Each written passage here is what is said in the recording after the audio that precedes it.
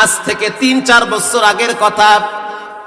ঢাকা থেকে আমি লঞ্চে বরিশাল যাচ্ছি। লঞ্চের ভিতরে কেবিন আছে না নাই?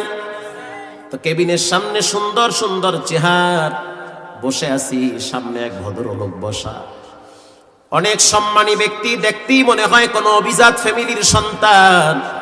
বসে বসে পেপার পড়ে, কিছুক্ষণ পর দেখি চোখের পানি ছেড়ে কাঁদে।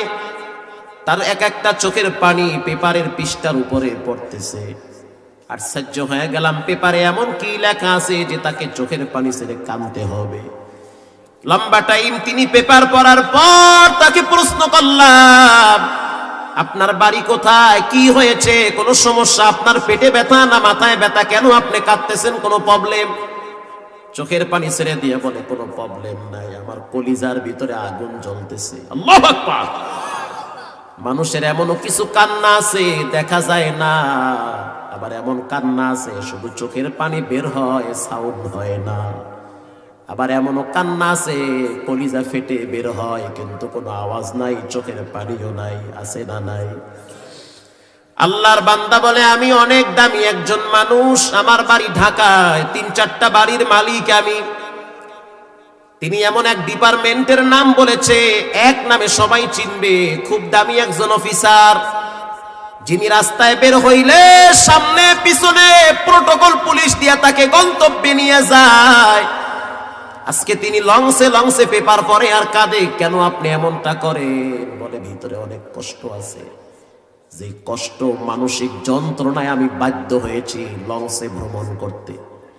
এইরকম ২-৩ দিন ঢাকা থেকে বরিশাল যাব, বরিশাল থেকে ঢাকায় আসব, নদীতে ঘুরি একটু মনটাকে ফ্রেশ করার জন্য। আমি বললাম, স্যার আপনার মনে এমন কি অশান্তি যে আপনাকে পেপারের দিকে তাকায়া তাকায়া চোখের পানি ছেড়ে কাঁদতে হবে?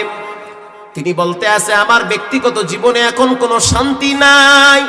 টাকা আছে, বাড়ি আছে, গাড়ি আছে, ক্ষমতা আছে, কিন্তু মনের শান্তি টাকা বাড়ি গাড়ি দিয়া হয় না। মনের শান্তি দেওয়ার মালিক একজন, তিনি হলেন কে?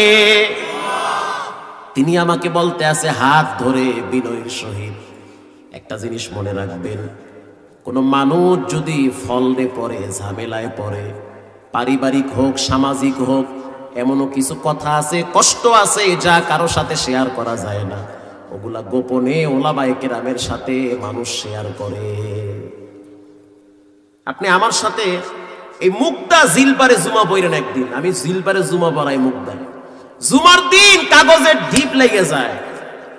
গত জুমা একজনে আইছে, ঢাকায় 3টা বাড়ি ছিল এক সময়, একটাও নাই। গত জুমা আইসা বলতে আছে, হুজুর আমি খুব মুসিবতে আছি, আর্থিকভাবে এতটাই অসহায় অবস্থায় আছি।